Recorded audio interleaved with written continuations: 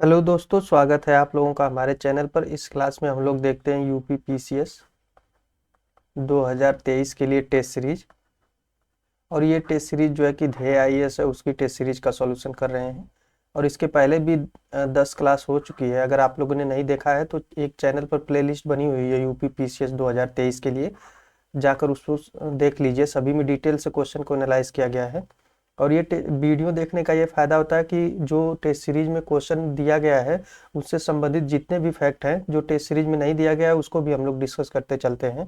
तो एक छोटे से वीडियो में ही ज़्यादा से ज़्यादा फैक्ट कवर हो जाते हैं वीडियो देखने से। तो आप लोग वीडियो को देखिए, सारे प्लेलिस्ट में दिए गए हैं, और चैनल को ज़रूर सब्सक्राइब करिए।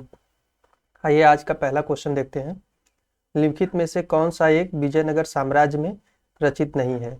यानी कि विजयनगर साम्राज्य में किसकी रचना नहीं हुई थी? तो यहाँ पर दिया है जाम्बवती कल्याणम, मनुवरितम, अमुक्त माल्याद, प्रबोध चंद्रोदय। तो आप लोग वीडियो को पॉज करके खुद से भी आंसर करते रहेंगे ताकि आप लोगों को भी पता चले कितने क्वेश्चन सही हो पा रहे हैं। टेस्ट सीरीज का यही फायदा होगा। तो इसका सही आंसर क्या हो जाएगा? तो जो प्रबोध चंद्रोदय है, इसकी जो है कि रचना विजयनगर साम्राज्य में नहीं की गई थी। इसकी रचना किसने की थी? तो इस एक नाम था कृष्ण मिश्र। कृष्ण मिश्र था। और ये जो है कि चंदेल वंश के साथ, चंदेल वंशी,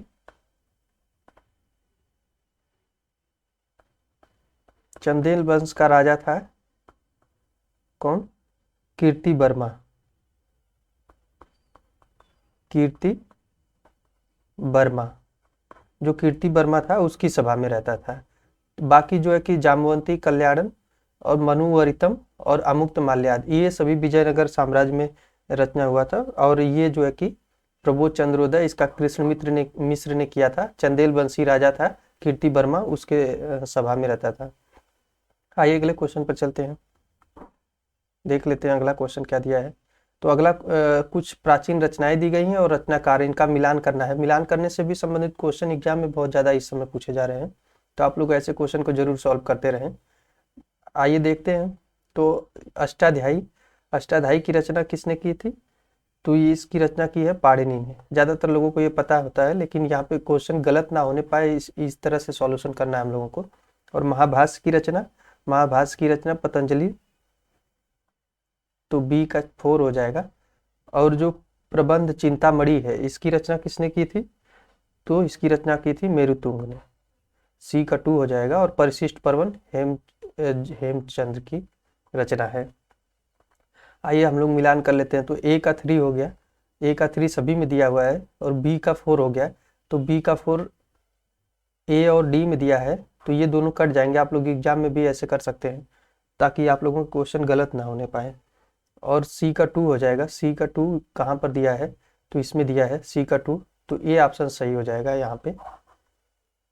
आइए अगले क्वेश्चन पर चलते हैं।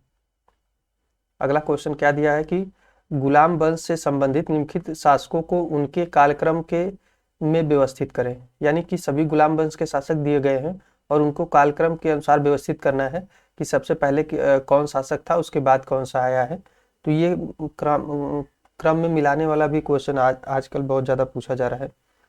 तो हम लोग सबसे पहले इन लोगों का डेट देखेंगे, तभी जाके बता पाएंगे कि किसका शासनकाल कब से कब तक था।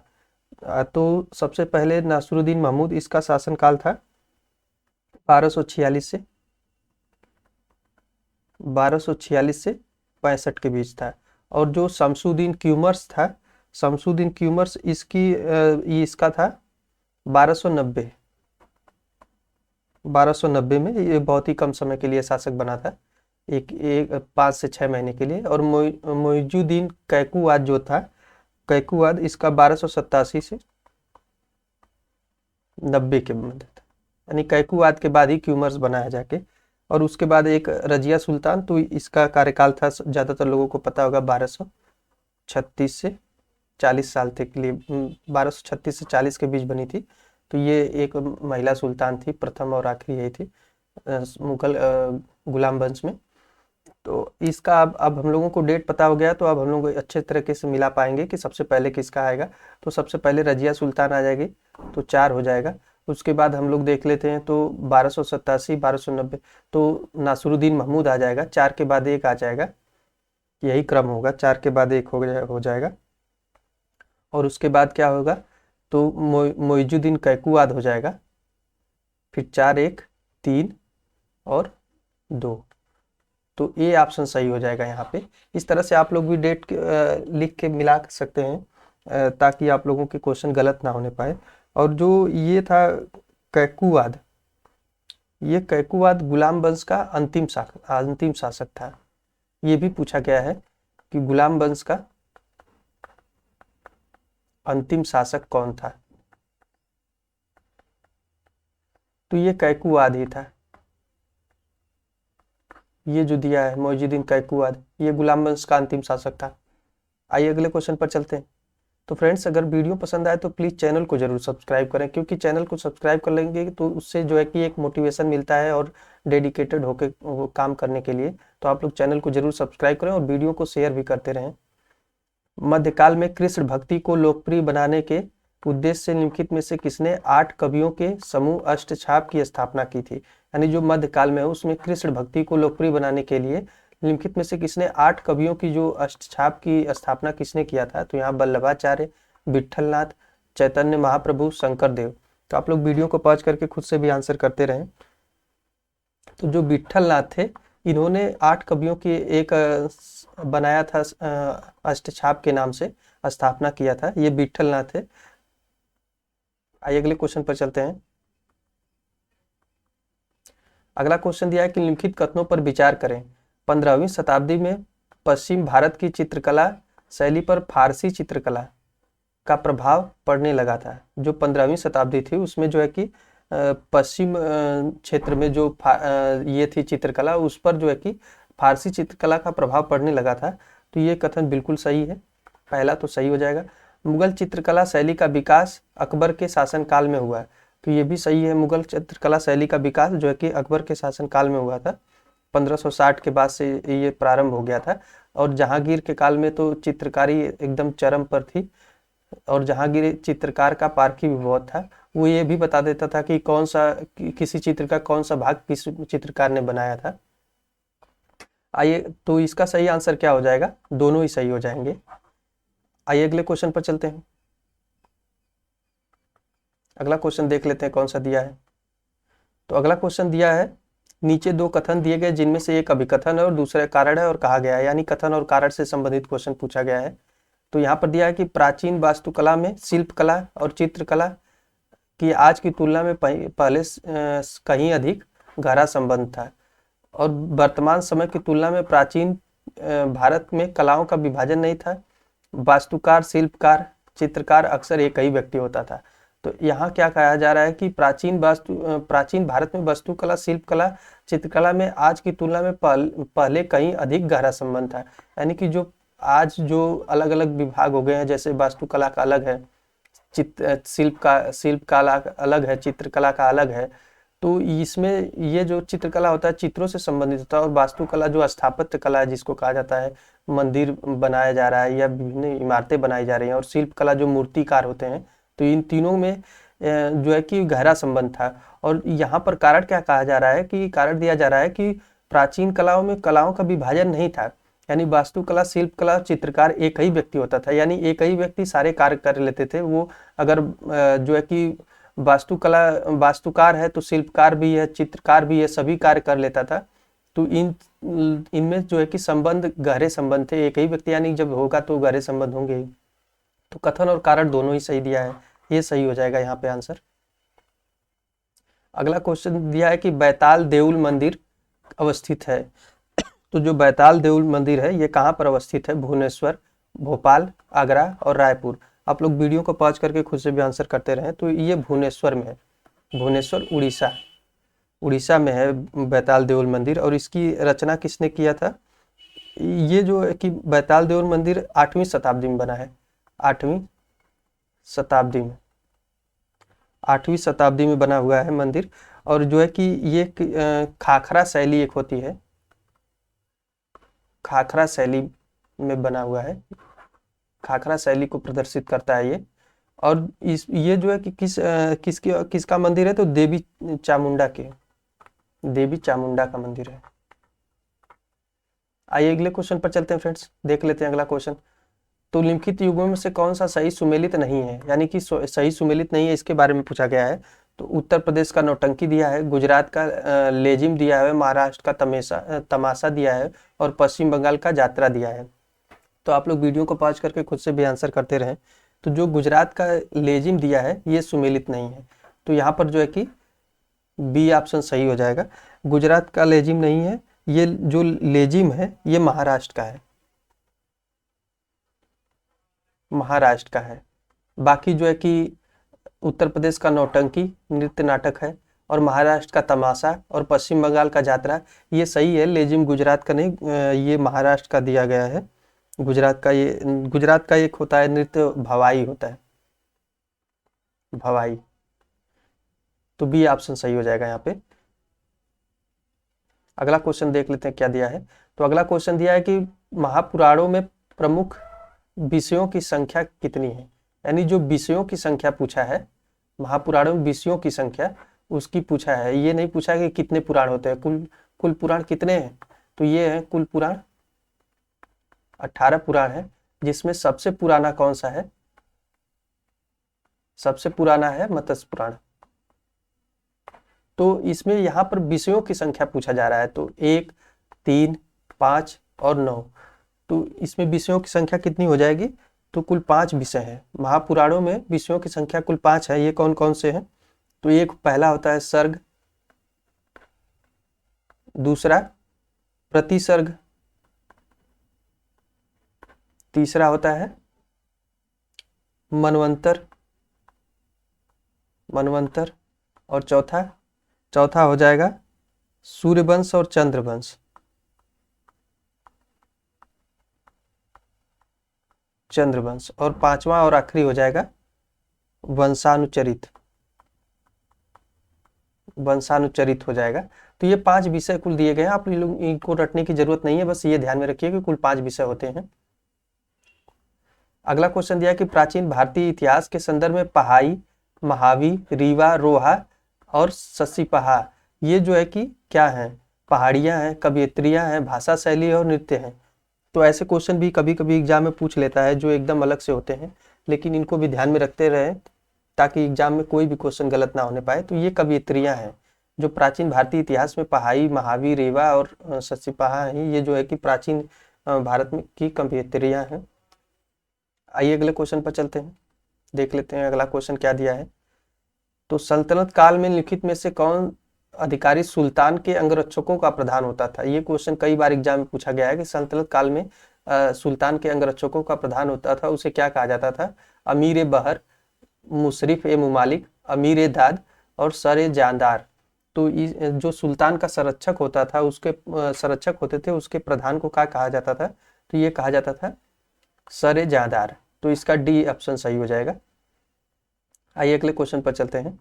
अगला क्वेश्चन दिया है कि कविराज मार्ग नामक कन्नड़ भाषा के काव्य ग्रंथ की रचना किस शासक ने की थी।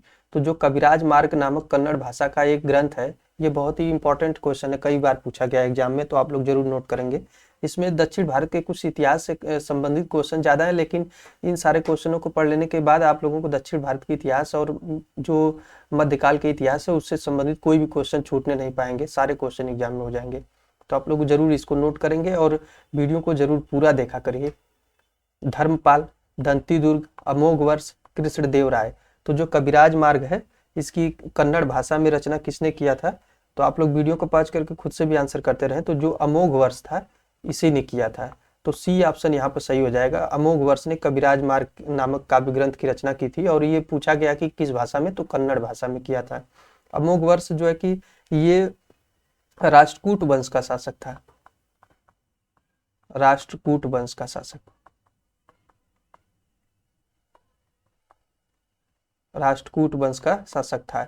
और इसने ये साहित्य में बहुत विशेष रुचि रखता था। इसने अपनी राजधानी कहाँ पर बनाया था, एक नया नगर बसाया था, मान्यखेत,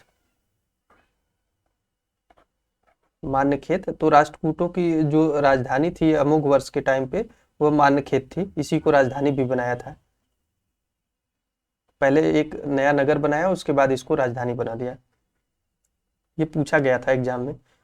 निम्नलिखित में से कौन सा एक भारत में प्राग ऐतिहासिक काल के स्रोत सामग्री के रूप में नहीं है, यानी कि वो कौन सा स्रोत है जो प्राग ऐतिहासिक काल के स्रोत सामग्री के रूप में नहीं है। तो मृद भांड, हाथ की कुल्हाड़ियां, जीवाश्म और अस्थि पंजर। तो जो मृद भांड है ये प्राग ऐतिहासिक काल का नहीं है, बाकी हाथ की कुल्हाड़ियां, अस्थि पंजर और जीवाश्म ये सभी जो है कि प्राग ऐतिहासिक काल के स्रोत के सामग्री के रूप में, यानी कि हाथ की कुल्हाड़ियां जो मिली हैं, जीवाश्म जो मिले हुए हैं, जो हड्डियां मिली हुई हैं, उनके द्वारा प्राग ऐतिहासिक काल की सारी जानकारी पाई जाती है। तो इसी के बारे में यहाँ पर पूछा गया था। आइए अगले क्वेश्चन पर चलते हैं, देख लेते हैं अगला क्वेश्चन क्या दिया है। तो अगला क्वेश्चन दिया है कि अकबर द्वारा समर्थित वहदत अल वजूद, वहदत अल वजूद की अवधारणा का तात्पर्य क्या था। जो अकबर द्वारा समर्थन प्राप्त था वहदत अल वजूद, इसकी अवधारणा का तात्पर्य क्या था। तो आइए देख लेते हैं। परम तत्व की एकता, विधवा विवाह को प्रोत्साहन, काफिरों के विरुद्ध युद्ध, इस्लाम की शुद्धता। तो इसका सही आंसर क्या हो जाएगा। तो परम तत्व की एकता था, परम तत्व की एकता ही ये अकबर द्वारा समर्थित था, यानी कि जो है कि ईश्वर जो है कि ईश्वर में संसार में केवल एक ही ईश्वर है, यही परम तत्व की एकता का मान्यता था। अगला क्वेश्चन देख लेते हैं। अगला क्वेश्चन दिया है कि निम्नलिखित युगों में से कौन सा एक सही सुमेलित नहीं है। सम्मिलित नहीं है और है को आप लोग ध्यान से पढ़ा करें ताकि क्वेश्चन गलत ना होने पाए। बहुत जगह लोगों के क्वेश्चन गलत हो जाते हैं इस चक्कर में। रियासत दी है और उसके शासक दिए हुए हैं और मिलान करना है कि कौन सा एक सही सुमेलित नहीं है। आइए देखते हैं हम लोग इसका। तो वाकाटक का दिया है प्रवरसेन प्रथम, राष्ट्रकूट का दंती दुर्ग, पल्लव का सिंह विष्णु और चालुक्य का राजराजे प्रथम। तो जो शासक है उसमें आप लोग आंसर करते रहेंगे। तो जो चालुक्य वंश का दिया है वाकाटक का प्रवरसेन प्रथम सही हो जाएगा, राष्ट्रकूट का दंती दुर्ग सही हो जाएगा क्योंकि राष्ट्रकूट का वंश का संस्थापक भी दंती दुर्ग था।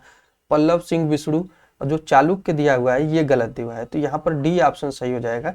राजराज प्रथम जो है कि चालुक्य वंश का रियासत का नहीं था वंश का, ये जो है कि चोल वंश का था, चोल वंश, चोल वंश का राजराज प्रथम था। इसका कार्यकाल कब से कब तक था। तो इसका कार्यकाल था 985 से 1014 के मध्य, 985 से 1014 के मध्य। एक पूछा जाता है कि बृहदेश्वर मंदिर, बृहदेश्वर मंदिर, मंदिर का निर्माण भी राजराज प्रथम ने ही करवाया था, इसी राजराज प्रथम ने। इसे राजराजेश्वर मंदिर भी कहते हैं, राजराजेश्वर, राजराजेश्वर मंदिर भी कहते हैं। ये क्वेश्चन एग्जाम में कई बार पूछा गया है, तो आप लोग जरूर इसको नोट करेंगे। आइए अगले क्वेश्चन पर चलते हैं। अगला क्वेश्चन दिया कि प्राचीन संगम युग के संबंध में कौन सा एक कथन असत्य है। यानी संगम युग के बारे में पूछा गया है कि इसमें पूछा गया है कौन सा एक कथन असत्य है, सत्य के बारे में नहीं पूछा गया है। तो इसमें दिया है कि वर्ण व्यवस्था प्रचलित नहीं थी। तो जो संगम वंश था इसमें जो है कि वर्ण व्यवस्था प्रचलित नहीं थी, तो ये बिल्कुल सही हो जाएगा। सती व्यवस्था, सती प्रथा का प्रचलन नहीं था, तो ये गलत हो जाएगा। यहाँ पर सती प्रथा का प्रचलन था, नहीं था, अगर होता तो सही हो जाता है। यहाँ पर सती प्रथा का प्रचलन था। वस्त्र उद्योग सर्वाधिक प्रचलित था, ये तो कथन बिल्कुल सही हो जाएगा। वैदेशिक व्यापार भारतीय पक्ष में था, ये भी सही हो जाएगा। तो सती प्रथा वहां पर था, यहाँ पर दिया था कि नहीं है, तो बी ऑप्शन सही हो जाएगा। अगले क्वेश्चन पर चलते हैं, देख लेते हैं अगला क्वेश्चन क्या दिया है। लिखित संगम युग में साम्राज्यों में किस एक साम्राज्य के शासकों को नौसैनिक पराक्रम का एक उदाहरण मालदीव की विजय थी। ये जो नौसैनिक पराक्रम का एक उदाहरण है मालदीव की विजय थी, तो वो कौन से शासक थे उसी के बारे में यहाँ पर पूछा गया है। तो ये जो थे चोल शासक थे। चोलों की नौसेना बहुत ही शक्तिशाली थी। ये एग्जाम में कई बार पूछा गया कि चोलों की जो है कि नौसेना बहुत ही शक्तिशाली थी। और चोल साम्राज्य की स्थापना किसने किया था। चोल साम्राज्य की स्थापना ये भी पूछा गया है, तो ये किसने किया था। तो ये विजयालय ने किया था, विजयालय। और कब किया था चोल साम्राज्य, ये चोल साम्राज्य की स्थापना जो है कि विजयालय ने किया था। ये बहुत ही इंपॉर्टेंट है, कई बार पूछा गया है। और जो दक्षिण भारत के जो राज्य थे चोल, चेर, पांड्य, पल्लव, उनमें सबसे शक्तिशाली जो है कि चोल ही थे। इसी के बारे में यहाँ पर पूछा गया था। आइए अगले क्वेश्चन पर चलते हैं, देख लेते हैं अगला क्वेश्चन क्या दिया हुआ है। नीचे दो कथन दिए गए जिनमें से एक को अभिकथन और दूसरे को कारण कहा गया है। चोल शासन काल में दक्षिण भारत का मंदिर स्थापत्य चरमोत्कर्ष पर था।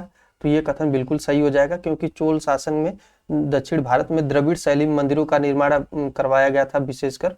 और अभी हम लोगों ने देखा जो चोल शासक था राजराज प्रथम, इसने बृहदेश्वर मंदिर का निर्माण कराया था जो द्रविड़ शैली में ही था। और अगला क्वेश्चन अगला क्या दिया है कि इस काल में स्थापत्य की द्रविड़ शैली का लोकप्रिय हुई थी। ये कथन और कारण दोनों ही सही हो जाएगा। तो यहाँ पर सही आंसर हो जाएगा ए। ज्यादातर दक्षिण भारत में द्रविड़ शैली के ही मंदिर हैं और उत्तर भारत में नागर शैली के मंदिर हैं। निम्नलिखित युगों में से कौन सा एक सही सुमेलित नहीं है। कुछ जैन तीर्थंकर दिए गए हैं और इनका प्रतीक लक्षण यानी प्रतीक चिन्ह क्या था जैन तीर्थंकरों का, इसी के बारे में यहाँ पर पूछा गया है। तो आदिनाथ इनका वृषभ था, तो ये बिल्कुल सही हो जाएगा। मल्लीनाथ इनका जल कलश था, ये भी सही हो जाएगा। जो पार्श्वनाथ थे इनका सर्प था, ये भी सही हो जाएगा। जो संभवनाथ थे इनका जो है कि हाथी नहीं था। इन संभवनाथ का जो प्रतीक चिन्ह था इनका अश्व था, अश्व था। तो यहाँ पर डी ऑप्शन सही हो जाएगा। डी ही सही सुमेलित नहीं था। महावीर का भी पूछ लेता है कभी कभी, तो हम लोग महावीर का भी देख लेते हैं। महावीर का क्या था, तो सिंह था प्रतीक चिन्ह। और कभी कभी जो जैन धर्म के पहले तीर्थंकर थे ऋषभदेव, उनका भी पूछ लेता है। तो ऋषभदेव का जो था सांड था। आइए अगले क्वेश्चन पर चलते हैं फ्रेंड्स। अगला क्वेश्चन क्या दिया है कि निम्नलिखित पर विचार करें। सभा, समिति, गण और विदत। तो उपरोक्त में से कौन सा ऋग्वेद में वर्णित कबीलाई परिषद है। यानी कि उपरोक्त में से कौन सा है जो कि ऋग्वेद में वर्णित है कबीलाई परिषदें हैं, उसी के बारे में यहाँ पर पूछा गया है। तो ये जो चारों हैं ये चारों ही सही हो जाएंगे। सभा, समिति, विदत और जो है कि गण। सभा और समिति को इसमें अथर्ववेद में क्या कहा गया है कि प्रजापति की पुत्रियां। ये क्वेश्चन कई बार एग्जाम में पूछा गया है कि सभा और समिति की दोनों को जो है कि अथर्ववेद में प्रजापति की दो पुत्रियां कहा गया है। और विदत सबसे पुरानी संस्था थी, सबसे पुरानी सभा थी। ये भी क्वेश्चन कई बार पूछा गया है। अगला क्वेश्चन दिया है कि निम्नलिखित में से कौन सा एक जैन धर्म से संबंधित नहीं है। यानी जो वो कौन सा है जो जैन धर्म से संबंधित नहीं है, उसी के बारे में यहाँ पर पूछा गया है। तो आप लोग वीडियो को पॉज करके खुद से भी आंसर करते रहें। तो जो निर्वाण है ये जैन धर्म से नहीं बौद्ध धर्म से संबंधित है। जैसा कि आप लोगों को पता होगा, पढ़े होंगे कि बौद्ध धर्म में जो है कि बुद्ध को निर्वाण की प्राप्ति हुई थी। तो ये सारे जो है कि ये जो निर्वाण दिया है ये बौद्ध धर्म से संबंधित है। निर्वाण क्या होता है कि जैसे बौद्ध धर्म के अनुसार क्या है कि निर्वाण की प्राप्ति का अर्थ है जीवन मरण से मुक्ति पा जाना, जीवन मरण से आत्मा का मुक्ति पा जाना, वही निर्वाण है। और जो ये दिया है संवर, निर्जरा और बंधन। संवर, निर्जरा और बंधन क्या है, तो ये जैन धर्म से संबंधित है। संवर क्या होता है, तो संवर होता है जब कर्म का प्रवाह जीव की ओर रुक जाए, यानी जब कर्म का प्रवाह जीव की ओर रुक जाए। ये पूछा गया है एग्जाम में, इसलिए हम लोग यहाँ पर डिस्कस कर रहे हैं। और निर्जरा क्या होता है, तो निर्जरा होता है जो विद्यमान, पहले से विद्यमान कर्म है उनका, जो कर्म है उनका क्षय हो जाना है, क्षय हो जाना या नष्ट हो जाना है। और बंधन, बंधन तो ज्यादातर लोगों को पता होता है कि जो ये सांसारिक कर्म है इनसे बंधे रहते हैं लोग। तो यहाँ पर डी, सी ऑप्शन सही हो जाएगा। बौद्ध साहित्य में मिलिंद पन्हो लिखित में से किन एक दो प्रमुख चित्रों का मध्य प्रश्नोत्तरी है। जो मिलिंद पन्हो है उसमें पूछा गया है कि जो इस किसके दोनों के मध्य प्रश्नोत्तरी है, प्रश्न उत्तर किए गए हैं। तो मिनांडर, नागसेन, नागसेन यूथीमिड्स, कनिष्क मिनेंडर और नागसेन एटियालिक्टिस। तो इसका सही आंसर क्या हो जाएगा? तो सही आंसर इसका हो जाएगा जो मिनांडर है और नागसेन है, ये ए ऑप्शन सही हो जाएगा। इन दोनों के मध्य प्रश्नोत्तरी का यहाँ पर किया गया है। और ये जो नागसेन है बौद्ध दार्शनिक थे, बौद्ध दार्शनिक थे, और मिनांडर जो है कि एक ग्रीक राजा था, ग्रीक राजा। तो इन दोनों के मध्य प्रश्नोत्तर किए गए हैं, तो इसी को मिलिंद पन्हो कहा गया है। ये क्वेश्चन एग्जाम में पूछा गया था। संतल्प काल में आरिज मामलिक किसे कहा जाता था? यानी आरिज मामलिक किसे कहा जाता था? सैन्य विभाग का जो प्रधान होता था उसी को आरिज मामलिक कहा जाता था, सैन्य विभाग का जो प्रधान होता था। और ये आरिज मामलिक विभाग की स्थापना किसने किया था? ये भी पूछा गया कि इसकी आरिज मामलिक विभाग जो था इसकी स्थापना किसके द्वारा की गई थी? तो ये विभाग जो था बलबन के द्वारा किया गया था, बलबन के द्वारा। आइए अगले क्वेश्चन पर चलते हैं फ्रेंड्स। अगला क्वेश्चन दिया है कि संगमरमर की बारीक नक्काशी एवं अद्भुत मूर्तिकारी के लिए प्रसिद्ध जैन मंदिर अवस्थित है सिरोही में, छतरपुर में, ग्वालियर में और उज्जैन में। तो आप लोगों को ज़्यादातर पता होगा कि ये जो संगमरमर की बारीक नक्काशी एवं अद्भुत मूर्तिकारी के लिए प्रसिद्ध जैन मंदिर, अभी यहाँ पर आप लोग नहीं समझ पा रहे होंगे, लेकिन अगर एक क्वेश्चन इसमें दे दिया होता कि जो है कि जैन मंदिर ये माउंट आबू, माउंट आबू जो दिलवाड़ा का मंदिर है, दिलवाड़ा का मंदिर राजस्थान में, ये सिरोही जिले में ही है। इसी के बारे में यहाँ पर जिक्र किया जा रहा था कि कहाँ पर स्थित है। तो सिरोही जिले में माउंट आबू पहाड़ी पर जो दिलवाड़ा का जैन मंदिर है उसी के बारे में यहाँ पर कहा जा रहा था। और इसका निर्माण किसने कराया था? तो ये निर्माण किसने कराया था? तो ये एक जो है कि राजा थे गुजरात के, गुजरात के राजा चालुक्य वंश के, चालुक्य या सोलंकी वंश भी कहा जाता है, सोलंकी वंश। इनका भीमदेव नाम था, भीमदेव। इन्हीं के एक वो थे जो प्रांत मंत्री कहा जाए उस समय के, सामंत थे या प्रांत मंत्री थे, बिमल शाह ने करवाया था, बिमल शाह ने करवाया था। इसी के बारे में यहाँ पर पूछा गया था। तो सिरोही जिले में है, ये ए ऑप्शन सही हो जाएगा। अगला क्वेश्चन दिया कि निम्न पर विचार करें। तो इसमें विचार करने के लिए दिया गया है कि कौन सा, इसमें पूछा गया कौन सा सही सुमेलित है, इसी के बारे में यहाँ पर दिया गया है। तो जो स्तूप है सांची में है, ये सही हो जाएगा। जो चित्रकारी है बाघ की चित्रकारी है, यानी बाघ की गुफाएं जो हैं, और मातंगेश्वर मंदिर खजुराहो में है, तो ये सही हो जाएगा। तो तीनों ही सही हो जाएंगे, सी ऑप्शन सही हो जाएगा यहाँ पे। अगला क्वेश्चन देखते हैं कौन सा दिया है। तो कुछ गुप्तकालीन मंदिर दिए गए हैं और उनका स्थान दिया गया है, और मिलान करना है कि कौन से गुप्तकालीन मंदिर कहाँ पर हैं। तो आइए हम लोग मिलान कर लेते हैं, देख लेते हैं। जो विष्णु मंदिर है ये कहाँ पर है? तो ये तिगवा में है। तिगवा कहाँ पर है? तो ये मध्य प्रदेश। और जो शिव मंदिर है, बहुत ही प्रसिद्ध शिव मंदिर है, ये कहाँ पर है? तो ये भूमरा है, भूमरा, ये भी एमपी में ही है, भूमरा जबलपुर में है ये। और जो तिगवा वाला था, तिगवा वाला ये जो है कि ये भी जबलपुर में है, जबलपुर में, ये जबलपुर में नहीं था। और जो पार्वती मंदिर है, पार्वती मंदिर कहाँ पर है? तो पार्वती मंदिर हो जाएगा नचना कुठार, ये एमपी का ही है, नचना कुठार। और पार्वती मंदिर नचना कुठार का है। बाकी लक्ष्मण मंदिर सिरपुर में है।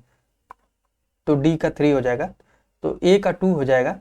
तो ए का 2 और बी का क्या हो जाएगा? बी का 4। तो ए का 2 बी का 4 दूसरे ऑप्शन में मिल रहा है। तो आप लोग ऐसे एग्जाम में भी कर सकते हैं। अगर 2 से मिलान हो जा रहा है तो बाकी चीज़ों को मिलाने की जरूरत नहीं होती है। इससे आप लोगों के जो है कि टाइम की बचत हो जाएगी। एग्जाम में आप लोग इस ट्रिक को अपना सकते हैं। तो गुप्त शासकों की शासकीय भाषा संस्कृत थी। अजंता की गुफाएं बौद्ध धर्म की महायान शाखा से संबंधित है। तो यहाँ पर 2 कथन दिए गए हैं, आप लोगों को बताना है कि दोनों कथन सही है या गलत है। तो आप लोग वीडियो को पॉज करके खुद से भी आंसर करते रहें। तो जो गुप्त शासकों की शासकीय भाषा संस्कृत थी, ये गलत हो जाएगा। जो गुप्त शासक थे इनकी शासकीय भाषा जो है कि संस्कृत नहीं थी। और देख लेते हैं दूसरा कथन क्या दिया गया है। नहीं, गुप्त शासकों की संस्कृत शासकीय भाषा जो है कि संस्कृत थी, ये कथन बिल्कुल सही हो जाएगा। सॉरी फ्रेंड, यहाँ पर माफी चाहूंगा। और जो अजंता की गुफाएं हैं बौद्ध धर्म की महायान शाखा से संबंधित है, तो ये दोनों ही सही हो जाएंगे। और इसमें पूछा गया कि असत्य कथन कौन सा है, तो कोई भी असत्य नहीं है, डी ऑप्शन यहाँ पे सही हो जाएगा, दोनों ही कथन सही हैं। अगला क्वेश्चन दिया कि कर्ण, यहाँ पे कर्ज और कर्ण दोनों देता है। कर्ण, चौपार, सुदामा तथा विश्व झोपड़ी क्या है? गुफाएं हैं, शासक हैं, घोड़े हैं और कर हैं। ये क्वेश्चन एग्जाम में पूछा गया है, तो आप लोग जरूर इसको नोट करेंगे। जो ये सभी गुफाएं हैं, और इन गुफाओं का निर्माण किसने कराया था? तो जो अशोक था, इसी ने करवाया था। आजीवक जो थे, आजीविकों को रहने के लिए बराबर की पहाड़ी में कराया था। बराबर की पहाड़ी, ये कहाँ पर है? तो बिहार में है बराबर की पहाड़ियां। यहीं पर इन चारों गुफाओं का निर्माण कराया था अशोक ने आजीविकों को रहने के लिए। अगले क्वेश्चन पर चलते हैं फ्रेंड्स। अगला क्वेश्चन दिया है कि कुछ जैन तीर्थंकर दिए हैं और उनके प्रतीक चिन्ह दिए हैं। ऐसे संबंधित हम लोग एक क्वेश्चन ऊपर भी कर चुके हैं, तो आइए देख लेते हैं। तो ऋषभ देव का क्या था? तो ऋषभ देव का ऊपर हम लोगों ने देखा था, क्या था? सांड था। और अरिष्टनेमी जो थे, अरिष्टनेमी का क्या था? तो अरिष्टनेमी का शंख था, शंख हो जाएगा। जो पार्श्वनाथ थे इनका सर्प था, और महावीर का सिंह था। तो ए का 4 हो जाएगा। तो ए का 4 केवल एक ही में दिया है, तो आप लोग इस मिलान कर सकते हैं इस तरह से। शून्य संपादने किस संप्रदाय का मुख्य धार्मिक ग्रंथ है? यानी कि शून्य संपादने जो है ये किस संप्रदाय का मुख्य धार्मिक ग्रंथ है? सिख संप्रदाय, लिंगायत संप्रदाय, आजीवक संप्रदाय, घोर अक्रियवादी संप्रदाय। तो ये किसका हो जाएगा? तो जो लिंगायत संप्रदाय है इसी का शून्य संपादने जो है कि प्रमुख धार्मिक ग्रंथ है। और लिंगायत संप्रदाय की स्थापना किसने किया था? तो अल्लभ प्रभु थे, एक अल्लभ प्रभु। तो बस आप इतना ही नोट करेंगे इसमें, लिंगायत संप्रदाय की स्थापना और धार्मिक ग्रंथ के बारे में। इससे ज्यादा इसमें नहीं पूछा जाता है। अगला कुछ सिंधु सभ्यता से स्थल दिया और संबंधित नदी दिया गया है। ये क्वेश्चन तो बहुत बार एग्जाम में पूछा गया है, तो आप लोग इसको ध्यान से पढ़ेंगे। तो आलमगीरपुर कहाँ पर है? हिंडन नदी पे, ये मेरठ में ही है। और रोपड़ कहाँ पर है? रोपड़ का क्या हो जाएगा? तो रोपड़ का हो जाएगा सतलज नदी, पंजाब। और कालीबंगा किस नदी के किनारे है? तो घग्गर नदी के किनारे है। लोथल भगवा नदी के किनारे गुजरात में है ये। और घग्गर राजस्थान में है, ये स्थान भी पूछ लेता है। और सतलज पंजाब में हो जाएगा। और ये जो हिंडन है यूपी में हो जाएगा। ए का 3 हो जाएगा और बी का 1 हो जाएगा। तो बी ऑप्शन यहाँ पे सही हो जा रहा है, 2 ही से मिल जा रहा है। अगला क्वेश्चन दिया कि निम्नलिखित में से कौन सा मंदिर चोलों से संबंधित नहीं है? यानी वह कौन सा मंदिर है जो चोल काल से संबंधित नहीं है, उसी के बारे में यहाँ पर पूछा गया है। जो कैलाशनाथ मंदिर है ये चोल से संबंधित नहीं है। कैलाशनाथ मंदिर का निर्माण जो राष्ट्रकूट वंश का शासक था, राष्ट्रकूट वंश का शासक कौन था? कृष्ण प्रथम ने करवाया था जो कैलाशनाथ मंदिर का निर्माण है। और बाकी जो है कि एक ऐरातेश्वर मंदिर, कोरंगनाथ मंदिर, बृहदेश्वर मंदिर, ये जो है कि सभी चोल काल से है। तो डी ऑप्शन यहाँ पे सही हो जाएगा। अगला क्वेश्चन दिया है कि तैमूर के भारत पर आक्रमण के समय दिल्ली का शासक कौन था? तो ये बहुत ही इंपॉर्टेंट क्वेश्चन है, कई बार पूछा गया है। तो खिज्र खां, नासरुद्दीन महमूद, अबू बकर शाह, मोहम्मद बिन तुगलक। तो जो तैमूर का आक्रमण हुआ था उस समय पूछा जा रहा है कि दिल्ली का शासक कौन था, उसी के बारे में यहाँ पर पूछा जा रहा है। तो इसका सही आंसर क्या हो जाएगा? नासरुद्दीन महमूद। जो उस समय दिल्ली का शासक नासरुद्दीन महमूद था। तैमूर का आक्रमण कब हुआ था? तो ये हुआ था 1398 में, 1398 में हुआ था। उस समय दिल्ली का शासक ये नासरुद्दीन महमूद था। और ये किस वंश का था? तो तुगलक वंश का। आइए अगले क्वेश्चन पर चलते हैं फ्रेंड्स। अगला क्वेश्चन दिया है कि ऋग्वैदिक कालीन प्रमुख देवताओं में से किस एक को देवता एवं मनुष्य के बीच का मध्यस्थ माना जाता था। जो ऋग्वैदिक कालीन देवता थे उनमें से देवताओं और मनुष्यों के मध्यस्थ किसे माना जाता था, किस देवता को माना जाता था, उसी के बारे में यहाँ पर पूछा जा रहा है। तो जो अग्नि थे इनको जो है कि मध्यस्थ माना जाता था उस समय मनुष्यों और देवताओं के बीच को। अगले क्वेश्चन पर चलते हैं फ्रेंड्स, देख लेते हैं अगला क्वेश्चन क्या दिया हुआ है। तो फ्रेंड्स अगर वीडियो पसंद आ रहे तो प्लीज़ चैनल को जरूर सब्सक्राइब करें और यहाँ पर दिया गया लिखित और विचार करें मालवा, गुजरात, चित्तौड़ और रणथंभौर। तो इसमें उपरोक्त में से अलाउद्दीन खिलजी द्वारा भारतीय राज्यों पर आक्रमण का सही क्रम क्या है। तो यहाँ पर पूछा जा रहा है कि सबसे पहले किस पर आक्रमण किया था, उसका एक क्रम पूछा जा रहा है। अलाउद्दीन खिलजी के बारे में यहाँ पर दिया गया है। तो आइए हम लोग देखते हैं। तो सबसे पहले देखते हैं मालवा पर कब आक्रमण किया था। तो मालवा पर किया था 1305 में, 1305 में किया था। उसके बाद आ जाएंगे गुजरात पर। तो गुजरात पर 1297 में किया था, 1297 में। उसके बाद चित्तौड़ पर आ जाएंगे। तो चित्तौड़ पर कब आक्रमण किया था इसने, तो 1303 में किया था। और उसके बाद रणथंभौर पर आ जाएंगे। तो रणथंभौर पर कब आक्रमण किया था, 1301 में। तो इस प्रकार हम लोगों को डेट पता हो गई तो आराम से हम लोग मिला लेंगे, कोई दिक्कत नहीं होगी। तो सबसे पहले 1297 आ जाएगा, तो सबसे पहले 2 आ जाएगा। तो बाकी ये तो तीनों दोनों कट जाएंगे। तो सबसे पहले 2 आ जाएगा। उसके बाद 1297 के बाद 1301, तो 2 के बाद 4 आ जाएगा। तो बी ऑप्शन यहाँ पे सही हो जाएगा, ये भी कट जाएगा। 2 के बाद 4 आएगा, फिर 3 फिर 1। तो बी ऑप्शन यहाँ पे सही हो जाएगा। अगला कथन और कारण से दिया गया है। अब हम लोग देख लेते हैं कथन और कारण के। ग्यासुद्दीन तुगलक ने मलिक गाजी की उपाधि धारण की थी। उसने मंगोलों को कई बार पराजित किया था। तो जो ग्यासुद्दीन तुगलक था, इसमें दिया जा रहा है कि जो ग्यासुद्दीन तुगलक ने मलिक गाजी की उपाधि धारण की थी। तो ये कथन बिल्कुल सही हो जाएगा। और उसने कई बार मंगोलों को पराजित किया था। तो ये दोनों ही सही हो जाएंगे। उसने जो है कि मंगोलों पर कुल 29 बार विजय प्राप्त की थी, मंगोलों पर। और इन्हीं पर विजय प्राप्त करने के उपरांत ही उसने गाजी की उपाधि धारण की थी। जो ग्यासुद्दीन तुगलक था, ये तुगलक वंश का संस्थापक था, ग्यासुद्दीन तुगलक। तो ये दोनों कथन सही हो जाएंगे, कथन और कारण भी सही है। तो ए ऑप्शन यहाँ पे सही हो जाएगा। अगला क्वेश्चन क्या दिया है कि निम्नलिखित कथनों में से कौन से कथन असत्य है, यानी असत्य कथन के बारे में यहाँ पर पूछा गया है।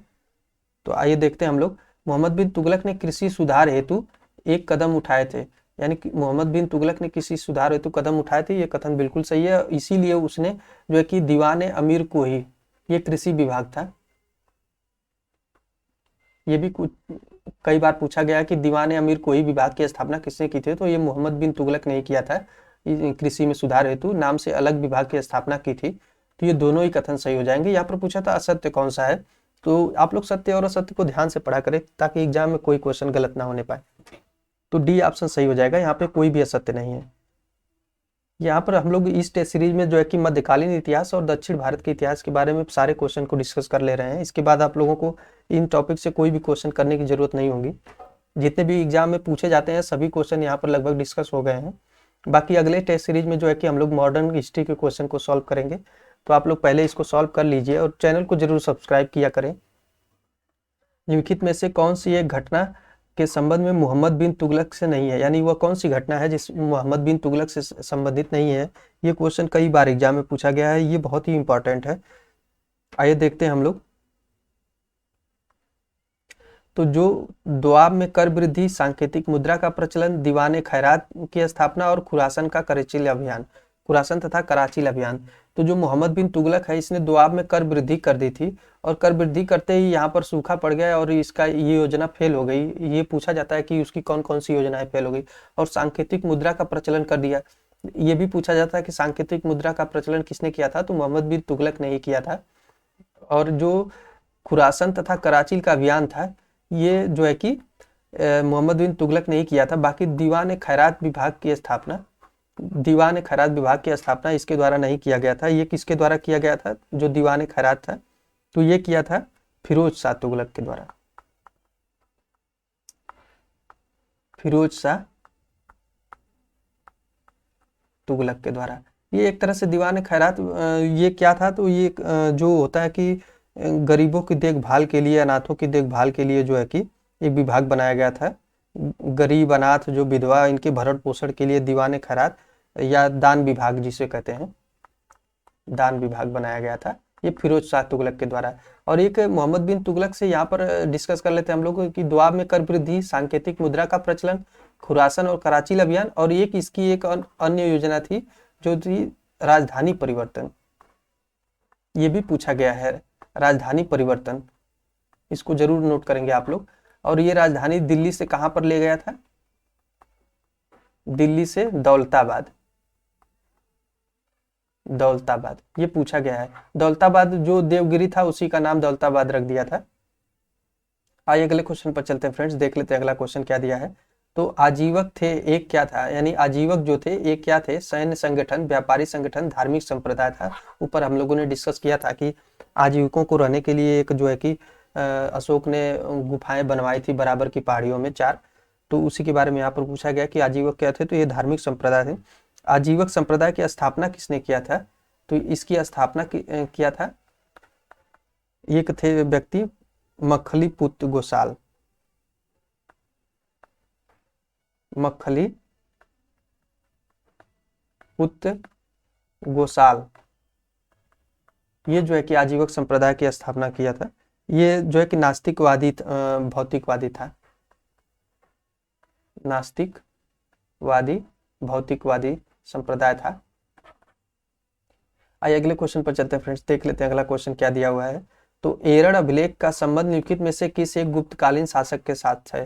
यानी कि जो एरड़ का अभिलेख है उसमें किस गुप्तकालीन शासक के साथ दिया गया है वर्णन? तो इसमें ऑप्शन क्या क्या दिया है? चंद्रगुप्त मौर्य, समुद्रगुप्त, अशोक और बिंबिसार। तो एरड़ अभिलेख किससे संबंधित है? तो ये समुद्रगुप्त से संबंधित है। एरड़ अभिलेख में ही सर्वप्रथम जो है कि ये कब पाया गया था? तो 510 ईस्वी में। इसी में जो है कि भानुगुप्त अभिलेख भी इसे कहते हैं, भानुगुप्त अभिलेख। और इसी में सबसे पहले सती प्रथा का वर्णन है, सती प्रथा का वर्णन है सबसे पहले एरड़ अभिलेख में ही, ये पूछा गया है एग्जाम में। अगला क्वेश्चन देख लेते हैं कौन सा दिया है। तो निम्नलिखित युग्मों में से कौन सा एक सही सुमेलित नहीं है? यानी कि कुछ दिए गए विजेता और उसमें शासक दिया गया है, तो इसमें पूछा गया है कि कौन सी विजय किस शासक ने नहीं की थी। आइए देखते हैं हम लोग। तो जो शक विजेता है चंद्रगुप्त द्वितीय है, तो ये बिल्कुल सही है, शक विजेता चंद्रगुप्त द्वितीय है। हुड़ों को पराजित किया था, तो हुड़ों को पराजित किया था स्कंदगुप्त ने। जो भीतरी का स्तंभ लेख है उससे यह वर्णन मिलता है। ये भी पूछा गया कि भीतरी स्तंभ लेख किससे संबंधित है, तो ये स्कंदगुप्त से ही है। और जो देवगुप्त है ये कुमारगुप्त नहीं है, ये जो है कि सी ऑप्शन सही हो जाएगा, यही सुमेलित नहीं है। देवगुप्त जो है कि एक चंद्रगुप्त द्वितीय का ही नाम है। जो देवगुप्त है ये चंद्रगुप्त द्वितीय था, जो चंद्रगुप्त द्वितीय, इसी को विक्रमादित्य भी कहते थे, ये इसी का नाम था। और भारत का नेपोलियन समुद्रगुप्त को कहा जाता है, ये सही हो जाएगा, सी ऑप्शन यहाँ पे सही हो जाएगा। अगला क्वेश्चन दिया है कि पुनर्जन्म का स्पष्ट उल्लेख पहली बार किस उपनिषद में मिलता है? जो पुनर्जन्म का स्पष्ट उल्लेख है वो किस उपनिषद में मिलता है, इसी के बारे में यहाँ पर पूछा जा रहा है। तो इसका सही आंसर क्या हो जाएगा? जो बृहदारण्यक उपनिषद है इसी में मिला है। आइए अगले क्वेश्चन पर चलते हैं फ्रेंड्स, थोड़ा सा हम लोग जल्दी जल्दी सॉल्व करने का प्रयास करेंगे ताकि कम समय में ज्यादा क्वेश्चन सॉल्व हो पाए। तो निम्नलिखित में से किस एक शासक ने अपना एक दूत मंडल चीन भेजा था तथा चीनी बौद्ध यात्रियों के लिए नागपट्टनम में एक विहार का निर्मित करवाया था? तो कौन सा शासक था, उसी के बारे में यहाँ पर पूछा जा रहा है। तो ये हो जाएगा नरसिंह वर्मन द्वितीय। जो नरसिंह वर्मन द्वितीय है इसी ने अपना दूत मंडल चीन भेजा था और उसने चीनी बौद्ध यात्रियों के लिए नागपट्टनम में एक विहार निर्मित करवाया था। नरसिंह वर्मन द्वितीय हो जाएगा इसका सही आंसर है। और ये किस वंश का शासक था? तो ये पल्लव वंश का शासक था। आइए अगले क्वेश्चन पर चलते हैं। अगला क्वेश्चन दिया कि ऋग्वैदिक काल में राजनीतिक इकाइयों के सबसे छोटे से बड़े क्रम का सही क्रम क्या था? तो ऋग्वैदिक काल में जो राजनीतिक इकाइयां थी उसमें पूछा गया कि छोटे से बड़े क्रम में क्या था? तो यहाँ पर कुल हो जाएगा ग्राम, विष और जन। जो कुल था सबसे छोटा था, उसके बाद ग्राम, उसके बाद विष, उसके बाद जन आएगा। तो डी ऑप्शन सही हो जाएगा यहाँ पे। अगला क्वेश्चन देख लेते हैं क्या दिया है।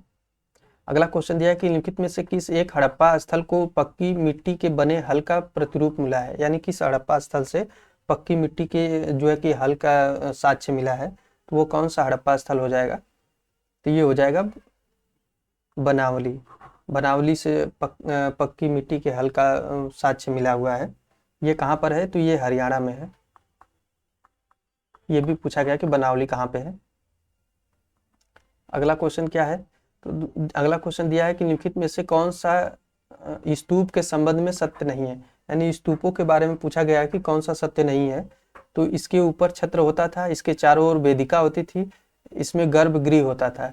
और यहाँ पर ऑप्शन क्या क्या दिया हुआ है, तो 1 और 2 और 2 और 3, और यहाँ पर एक दिया हुआ है और 1 और 3 दिया हुआ है। तो इसका सही आंसर क्या हो जाएगा, आप लोग वीडियो को पॉज करके खुद से भी आंसर करते रहें।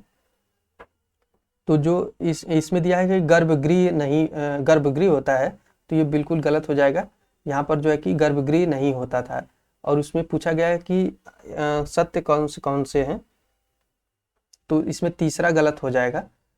तो इसमें भी तीसरा दिया है, इसमें भी तीसरा गलत है, और बाकी जो है कि 1 और 2 ये सही हो जाएगा।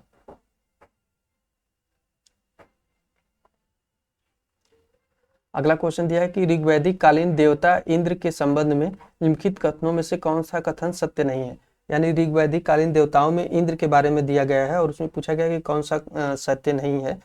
आप लोगों को वीडियो को पॉज करके खुद से भी आंसर करते रहें। तो ये ऋतु का नियामक माना जाता था, तो ये गलत हो जाएगा।